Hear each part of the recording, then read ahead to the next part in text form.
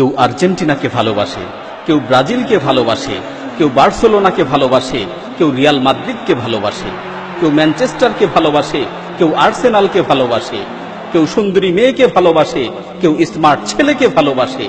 আর যারা মুমিন তারা সব কিছুর চেয়ে আল্লাহ সুবহানাহু ওয়া তাআলাকেই বেশি ভালোবাসে।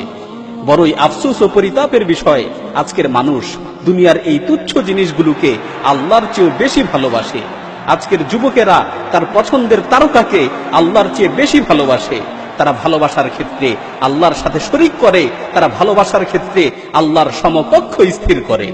আল্লাহ তাআলা পবিত্র কালামে মাজিদে ইরশাদ করেন, وَمِنَ النَّاسِ مَن يَتَّخِذُ مِن دُونِ اللَّهِ أَندَادًا يُحِبُّونَهُمْ كَحُبِّ اللَّهِ।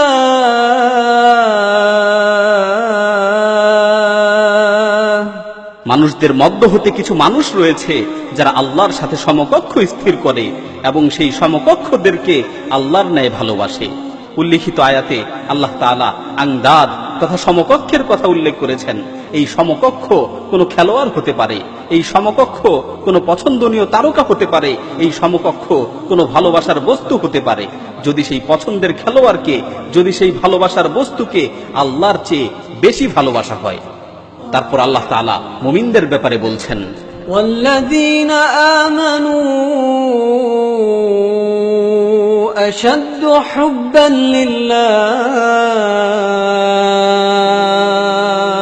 আর যারা মুমিন তারা সব কিছুর চেয়ে আল্লাহ তাআলাকেই বেশি ভালোবাসে। আর যারা মুমিন তারা সব কিছুর চেয়ে আল্লাহ তাআলাকেই বেশি ভালোবাসে। وَمِنَ النَّاسِ مَن يَتَّخِذُ مِن دُونِ اللَّهِ أَندَادًا يُحِبُّونَهُمْ كَحُبِّ اللَّهِ وَالَّذِينَ آمَنُوا أَشَدُّ حُبًّا لِلَّهِ وَلَوْ يَرَى الَّذِينَ ظَلَمُوا إِذْ يَرَوْنَ الْعَذَابَ أَنَّ الْقُوَّةَ لِلَّهِ جَمِيعًا وَأَنَّ اللَّهَ شَدِيدُ الْعَذَابِ।